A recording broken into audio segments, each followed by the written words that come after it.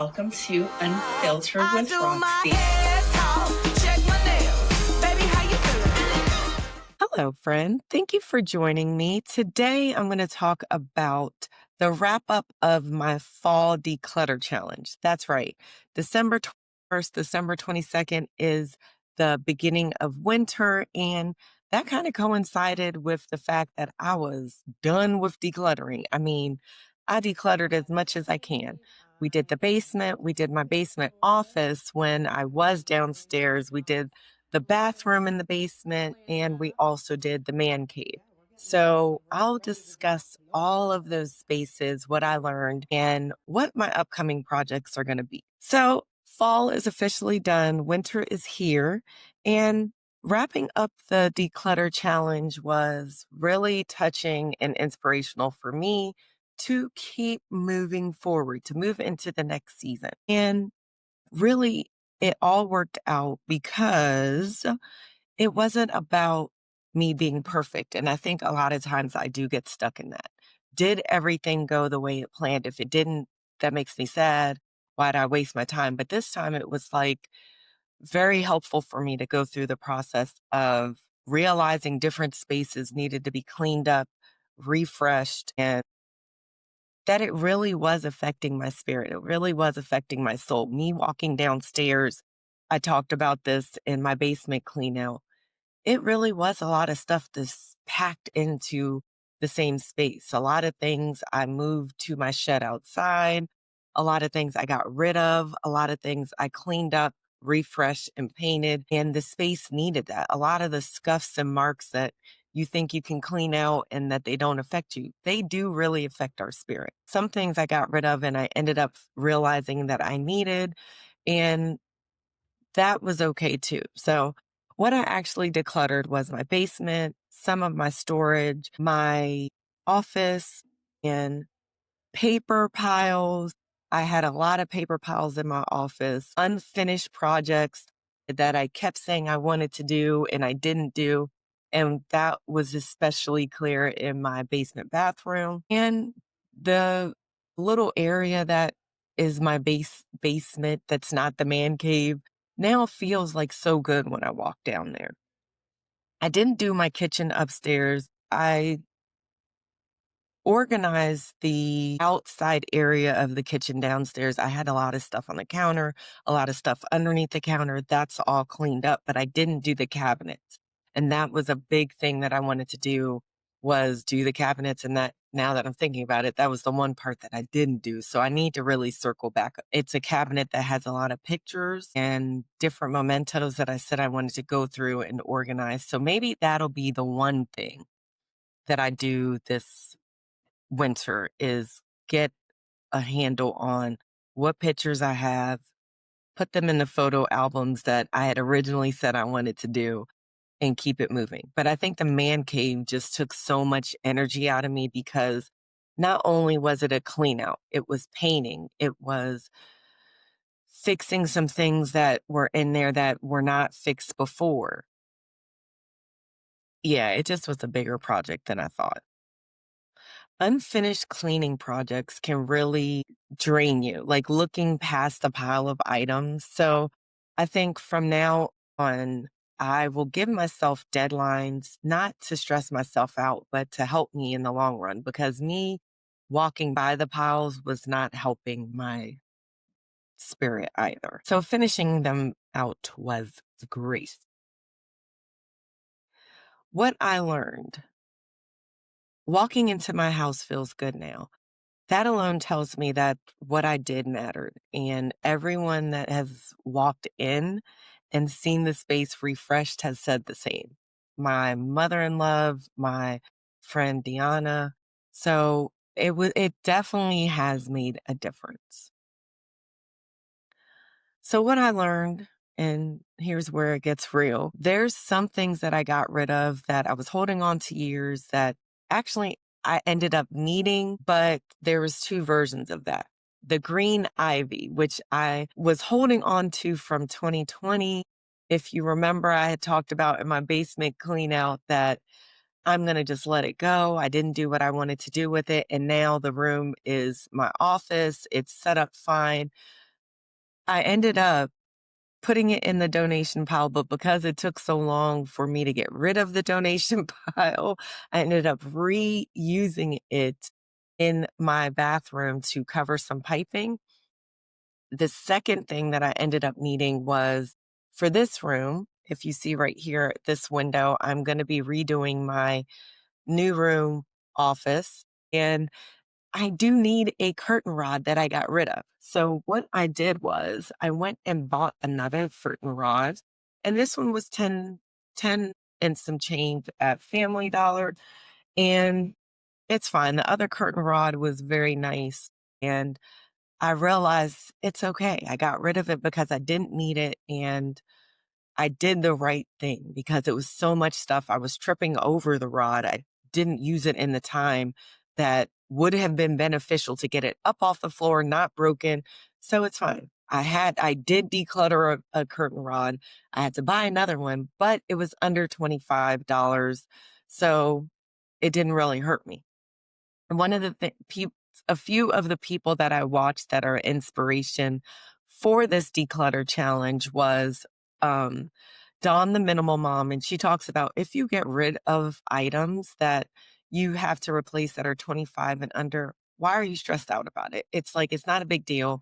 You already spent the money to purchase the item. If you do have to replace it and you can replace it for a little bit, get rid of the stress. Don't stress yourself out about it. The Afro minimalist, and she talks about still having color in your home, still getting rid of things that you're not using. But if you want to keep the things, it's fine. But you need to have a space for it, a space and a purpose for it. And then the clutter bug, and she has the different clutter styles. And I guess I don't want to see it, but I do want to know it's there. Because if I know it's there, I am going to use the item. So those are the three, and I'll link those in my description. So letting go of something doesn't mean you made a mistake. It means that you had peace in the moment. And if I can replace it, I can replace that instantly and not be stressed out. No harm. This helped me release things that no longer serve me in a peaceful way, because we live in the age of Amazon. You can get anything anywhere at any time next day. So decorating for the holidays, the plate that made me realize just because it's in a cabinet and it can fit in a cabinet and you don't see it doesn't mean that you don't have things that are overwhelming your house. I was getting my stuff down for the Christmas holiday, and I opened a cabinet in the basement and a plate came out and almost got me right in my head. So that just taught me that even though I did pack everything in there well, it was overpacked because when I took one thing out, everything came out. So those systems need to be in place for even the things that, yes, I was able to fit everything in the cabinet, but it's still too much stuff in there. And even the plates that I do have in there, I'm thinking, do I really want to keep those plates? They're holiday plates that my mom had given me, and we love the plates, but they can't go in the dishwasher. They can't go in the microwave. This year, I did put them in the dishwasher, and that is an option, but I'm pretty sure I'm going to ruin them if I do that, and I don't want to ruin them. So that's going to be something that I have to think about. She had even given me some gold forks and silverware, and I got rid of those because I knew I wasn't going to do what I needed to do to take care of them. So that's always something to think about as well. The items that I have that are nice, am I actually going to keep them well where they'll be beautiful if I'm using them the way that I would want to use them? So that's something that I definitely am thinking about now. I don't want to just have stuff to have them and then I can't use them. And if I can't use them, why are they still there? Because I don't want to ruin things when somebody is just happy using them and taking care of them. But I am happy using them, and I may just use it and put it in the dishwasher. Just don't put it on the high heat cycle or something like that. So it's something to think about. Some of the things that we need to think about when we're keeping stuff. So, clutter hides in functional spaces, and we just need to decide whether or not we want to keep it. Tight systems create stress. So, for me, I don't want my stuff just packed up in the cabinets. And I feel that the declutter challenge let me see that even more now. I want to be able to open things and be at peace that I may not, something might get unlodged and broken because I was overstuffing spaces. So one of the benefits of decluttering and sprucing up this place is that it also ignited a domino effect in my house. My husband was inspired to, when I was doing the man cave, I was repainting, and there was a spot where I had discussed that the fish tank, once the fish tank moves, I can get that space painted and cleaned up.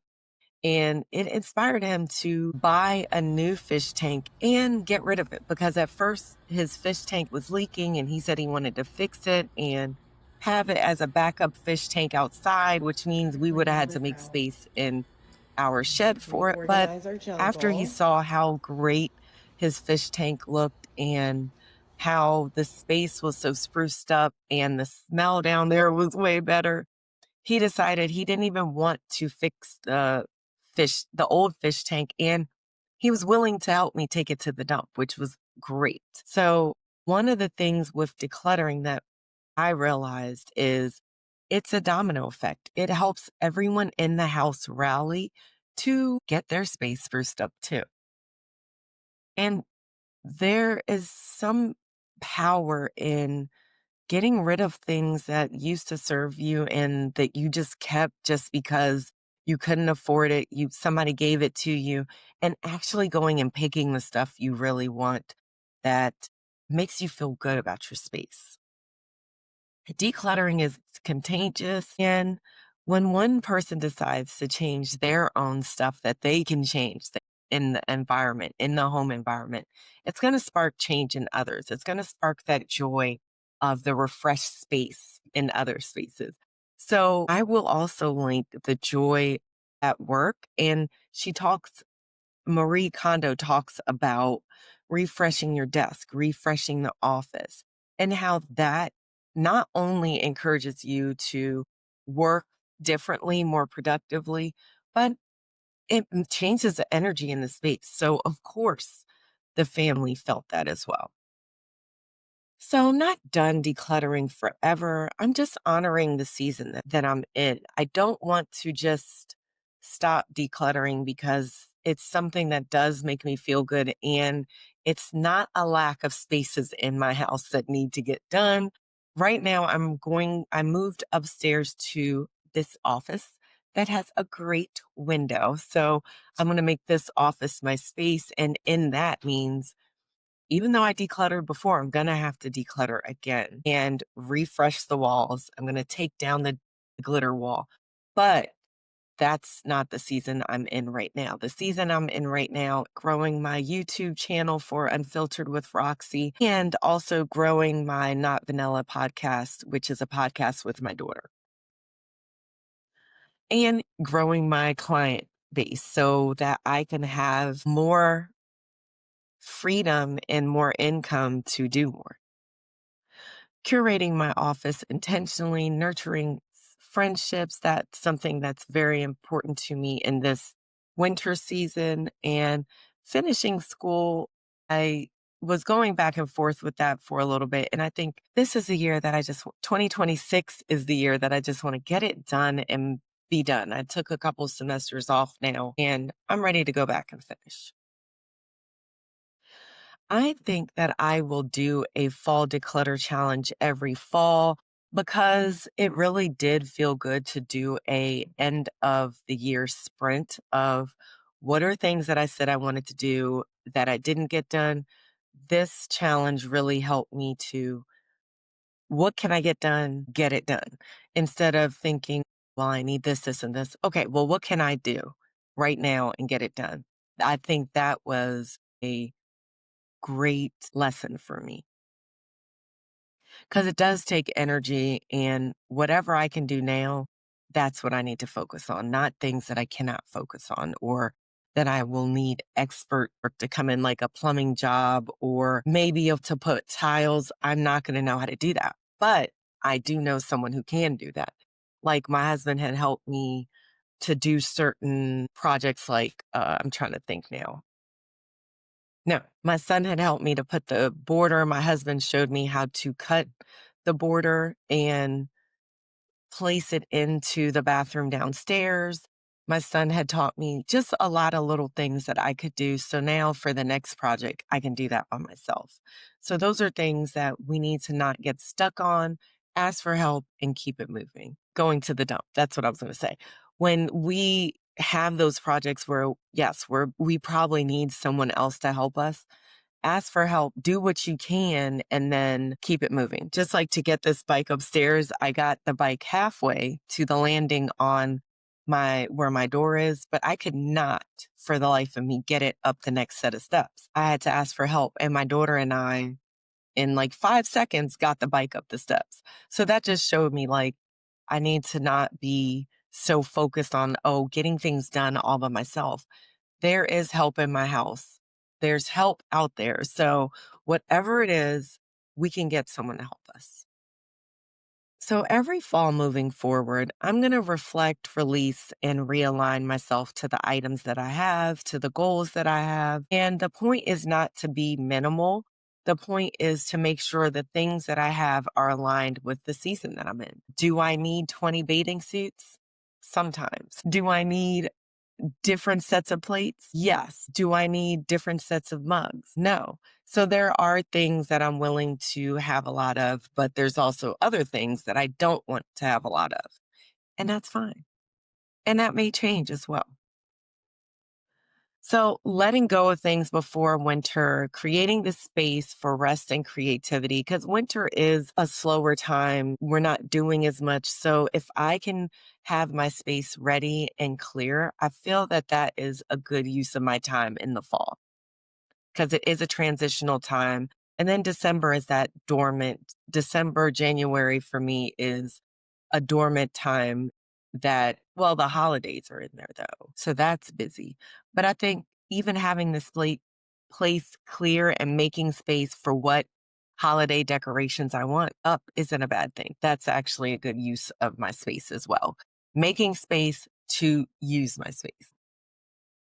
I also learned that you don't have to do everything. You can just do what you can and just breathe. It's not that serious. It's not like there is a declutter boss out there that's going to be telling you, "Oh, you did this wrong." It's only wrong if it doesn't feel right for you. If you have to go out of your way to use the system that you set up for your house, that's the only wrong thing. If it works for you and your family, then you did good. So moving forward, the lessons that I learned is my house looks and feels better than it ever has. I still have work to do, and that's okay. Peace doesn't come from finished spaces. It comes from me being okay with how the space is. And it's about being intentional with the things that I have. Am I using what I have? Thank you for joining me on this my fall declutter challenge. I hope that you were able to declutter as much as your heart desired. And if you didn't, you still have time. You're still alive. Your heart is still beating. So don't worry if you weren't able to do all the things. What are you able to do now? And when do you want to get it done? Remember, you're doing the best you can. So there is no pressure to do more or less, just what you can. All right. Thank you for joining me on this challenge. And please, please, please let me know, what did you declutter in this challenge and what are your plans for this winter? Bye.